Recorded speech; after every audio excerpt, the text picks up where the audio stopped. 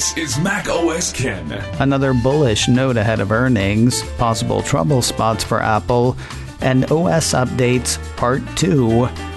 It is Thursday, the 22nd of July, 2021. I'm Ken Ray, and this is news from macOS Ken, brought to you by yours truly and sponsored by Headspace. Meditation made simple. Get a free 1-month trial at headspace.com/macOSCan. This show is also sponsored by Notion, one workspace for your whole team. Wiki may sound like an old word, but teams today need a central hub for their information and work more than ever. That's where Notion comes in. One place for notes, documents, projects, everyday work that goes way beyond a wiki. You can collaborate in real time, tailor workflows to your team's specific needs, and share stuff with ease. Personally, I hate the way a lot of collaboration tools let the collaborating part kind of get in the way. I like being able to see who's made changes, but what I really like is being able to just see the work without all the stuff. That's one feature I love about Notion. Hundreds of thousands of teams worldwide are already saving time, getting more done, and making work easier for team members with Notion. See what Notion can do for your team. Notion is currently running a special offer to listeners of the show. Go to notion.so and use promo code macOSCan to get $250 off its annual team plan. That's multiple months free for your growing team. Don't forget, that's notion.so. Enter promo code macOSCan during checkout. Get collaborating with $250 off at notion.so and use promo code macOSCan. The leader of Apple's Pep Squad financial division is out with a note ahead of next week's earnings. Apple Insider highlights the writings of Wedbullish analyst Daniel Ives. Like White and Vogt before him, Mr. Ives' thinking is that Wall Street consensus on the June quarter is low. According to his note, the street is looking for $73 billion and $1 of earnings, both of which look likely conservative given the underlying iPhone strength we saw during the quarter, with a particular uptick in demand out of China. He has believed in and continues to believe in the iPhone supercycle.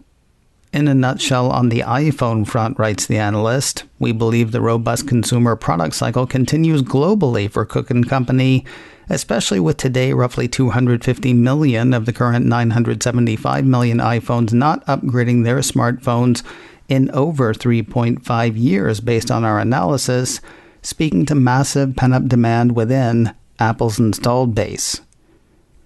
That was one sentence. As for what he's looking for the next iPhone, he thinks there will be a 1 terabyte storage option for iPhone 13. He also expects LiDAR across the line, even as debate on that continues.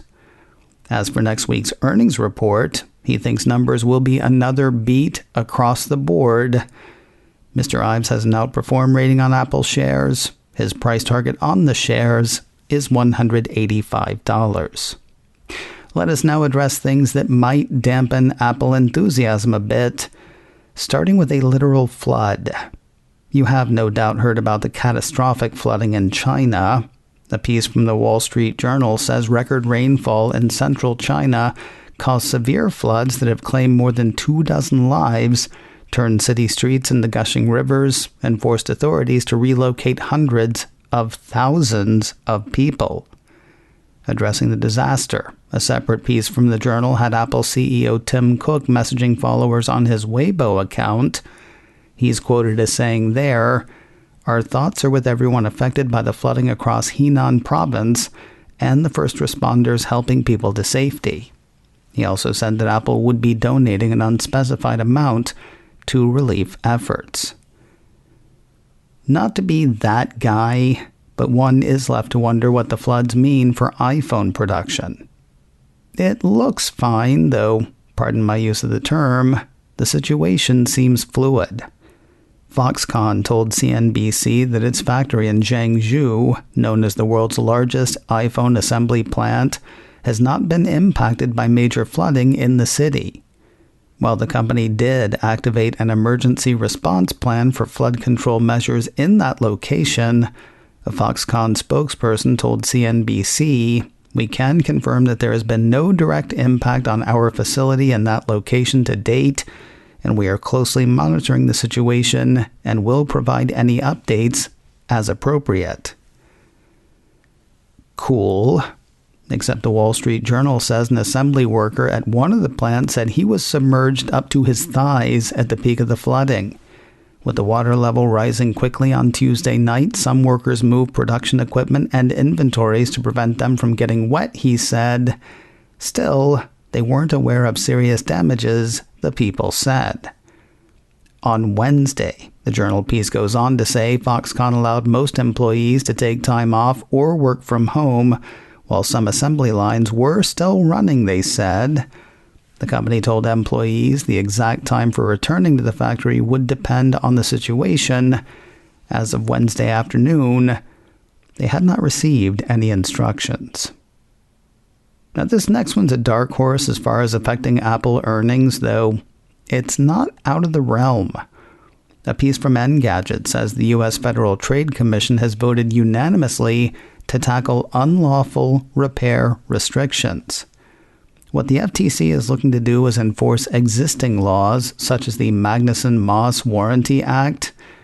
Engadget says such laws protect small businesses and consumers from companies that would prevent them from fixing on their own products they purchased. It sounds like it's saying that there are already right-to-repair laws on the books. What the FTC wants to do is put resources toward their enforcement. In making the announcement, FTC Chair Lina Khan was quoted as saying, "These types of restrictions can significantly raise costs for consumers, stifle innovation, close off business opportunity for independent repair shops, create unnecessary electronic waste, delay timely repairs, and undermine resiliency." The FTC has a range of tools it can use to root out unlawful repair restrictions, and today's policy statement would commit us to move forward on this issue with new vigor. The piece says no companies were mentioned by name in association with the announcement. However, says Engadget, a company like Apple is likely to be top of mind for the agency. Will floods around iPhone City and fights around right to repair worry Wall Street? We might find out next Tuesday when financial analysts do the Q&A thing with Apple executives. The company's earnings are set for next Tuesday, the 27th of July. Those would be the June quarter numbers. Yeah, those numbers will be released around 4:30 p.m. Eastern, 1:30 Pacific. The call will go down half an hour later. You can hear it live as it happens on Apple's Investor Relations page. It'll also be out as a podcast a couple of hours later. People will blog, people will tweet, and this person, I'm pointing at myself, this person will hit the highlights on next Wednesday's edition of macOS Can. Like early Gilligan's Island, Apple Updates did the and the rest thing yesterday. A couple of days after the release of iOS 14.7, tvOS 14.7, watchOS 7.6, and other updates, Apple on Wednesday finally released iPadOS 14.7 and macOS Big Sur 11.5. The Mac Observer runs down new and updated features for the tablet. Some, including Apple Card Family, changes to the Home app, and changes to the podcast library are the same as those made earlier this week in iOS. Outside of those, TMO says issues addressed include the Share Playlist menu option missing in Apple Music, fixing a problem where Dolby Atmos and Apple Music lossless audio might just quit, fixing an issue where Braille displays could show invalid information when composing mail messages, and addressing a problem where audio may skip when using USB-C to 3.5mm headphone jack adapters with iPad. Of course, it also comes with the usual slew of security fixes, which you can see on Apple's security site. That site also lists the security fixes found in the updates released earlier this week. Those were missing for the first day or two. On the Mac side, a separate report from the Mac Observer lists 3 changes for macOS Big Sur 11.5. One is the same podcast library change as in iOS and iPadOS. As for the other 2, Apple says the update fixed an issue in the Music app where it may not update play count and last played date in your library, and fixed an issue where smart cards may not work when logging into Mac computers with an M1 chip. Like the rest of them, macOS 11.5 has a lengthy list of security issues addressed. You can look that list over on Apple's security site. Though I have not compared them, one imagines the same security issues addressed in Big Sur have also been addressed for Catalina and Mojave. iMore says security updates were released for those 2 older operating systems on Wednesday. You can read all about Security Update 2021-005 Mojave and Security Update 2021-004 Catalina on Apple's security site. More news in a moment, but first a word from Headspace. Meditation made simple. Headspace makes it easy for you to build a life-changing meditation practice with mindfulness that works on your schedule, anytime, anywhere. That's because it lives on your tablet or your phone, so it's always where you are. Access the app and you've got mindfulness exercises, like exercises for the mind, as well as mindfulness workouts, like actual physical workouts.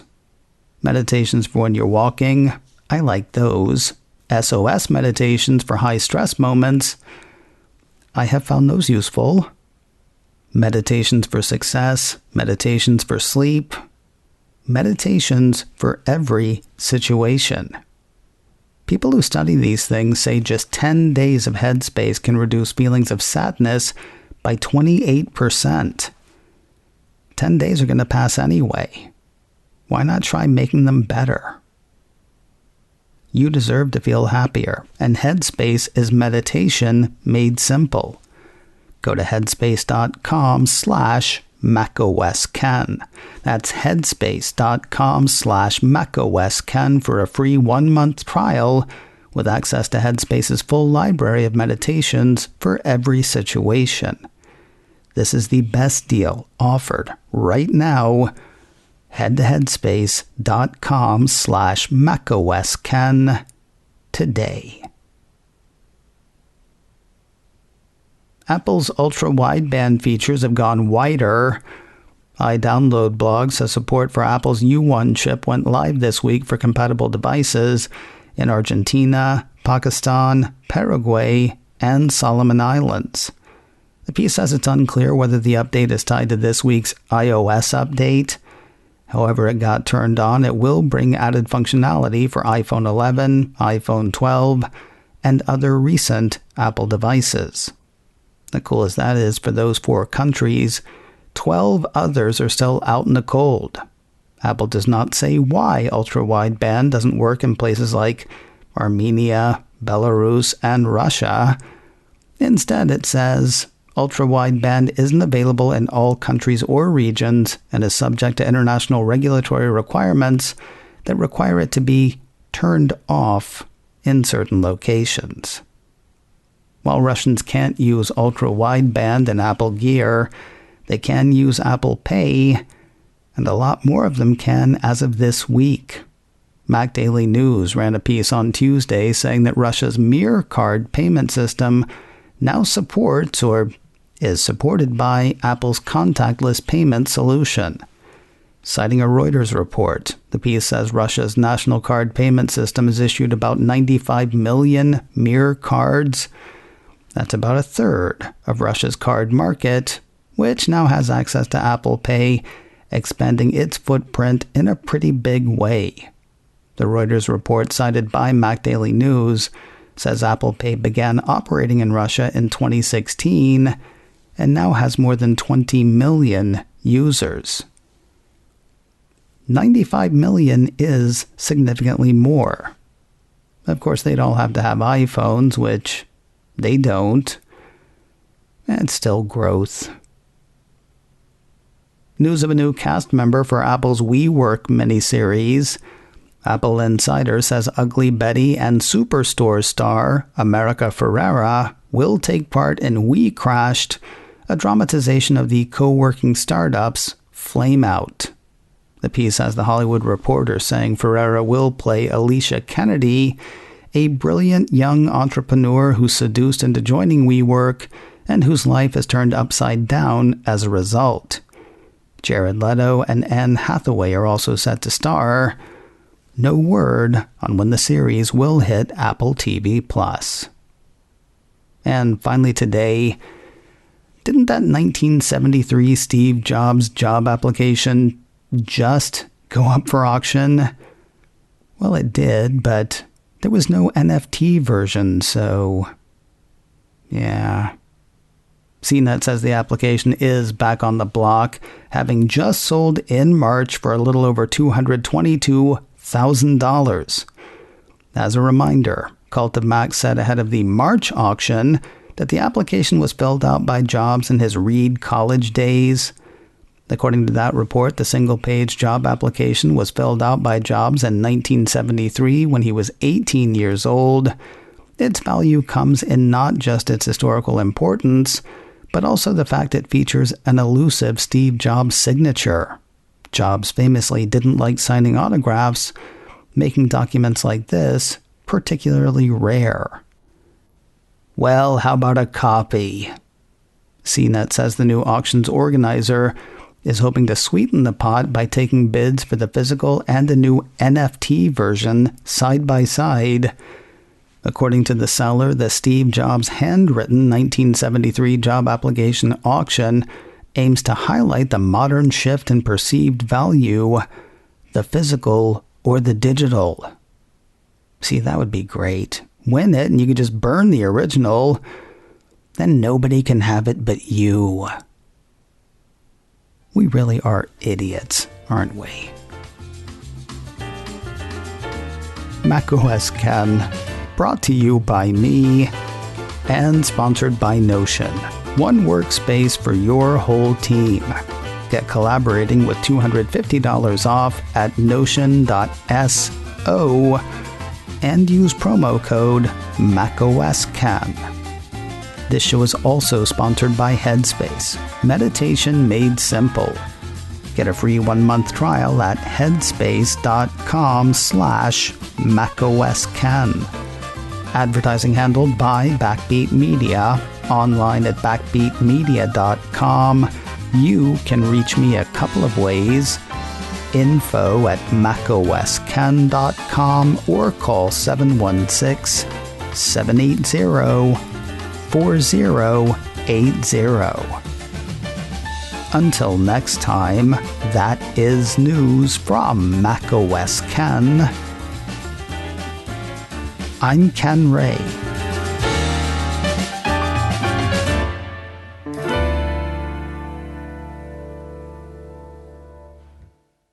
Ciao.